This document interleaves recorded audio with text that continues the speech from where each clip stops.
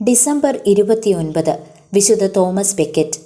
1118 ഒരു വ്യാപാര കുടുംബത്തിലാണ് വിശുദ്ധ തോമസ് ബെക്കറ്റ് ജനിച്ചത്. ലണ്ടനിലും പാരീസിലും വിദ്യാഭ്യാസം പൂർത്തിയാക്കിയ വിശുദ്ധൻ 1155 രാജാവായ ഹെൻറി രണ്ടാമൻ്റെ കാലത്ത് പ്രഭുവും ചാൻസലറുമായി. പിന്നീട് 1162 വിശുദ്ധൻ കാൻറ്റർബറിയിലെ മെത്രാപ്പൊലിത്തയായി നിയമിതനായി. അതുവരെ വളരെയേറെ വിധേയത്വമുള്ള രാജസേവകനായിരുന്ന വിശുദ്ധൻ പെട്ടെന്ന് തന്നെ ഒരു ഭയവും കൂടാതെ രാജാവിനെതിരായി. സഭയുടെ സ്വാതന്ത്ര്യത്തിനും സഭാചട്ടങ്ങളുടെ അലംഘനീയമായ നടത്തിപ്പിനുമായി ധീരമായ നടപടികൾ കൈക്കൊണ്ടു.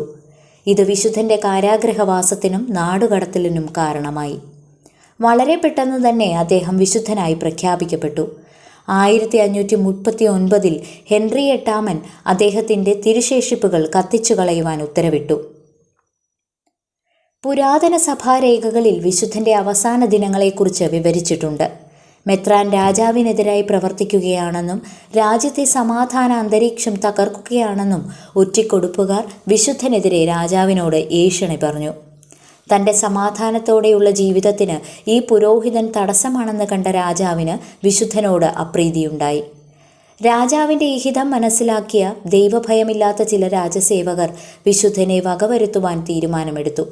അവർ വളരെ ഗൂഢമായി കാൻറ്റർബറിയിലേക്ക് പോയി സന്ധ്യാപ്രാർത്ഥനയിൽ പങ്കെടുത്തുകൊണ്ടിരുന്ന മെത്രാൻ്റെ മേൽ ചാടി വീണു.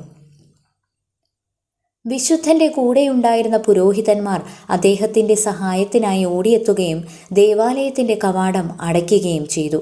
എന്നാൽ വിശുദ്ധ തോമസ് ഇപ്രകാരം പറഞ്ഞുകൊണ്ട് ഒരു ഭയവും കൂടാതെ ദേവാലയ കവാടം മലർക്കെ തുറന്നു. ദൈവത്തിൻ്റെ ഭവനം ഒരു കോട്ട പോലെയാകരുത്.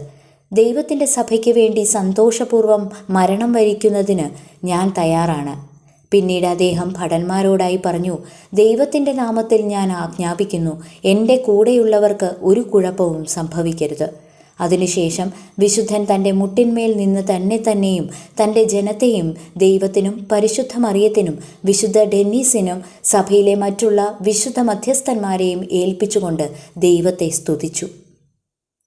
അതിനുശേഷം രാജാവിൻ്റെ നിയമങ്ങൾക്കെതിരെ നിന്ന അതേ ധൈര്യത്തോടു കൂടി തന്നെ 1170 ഡിസംബർ 20 ദൈവനിന്ദകരുടെ വാളിന് തൻ്റെ തല കുനിച്ചു കൊടുത്തു.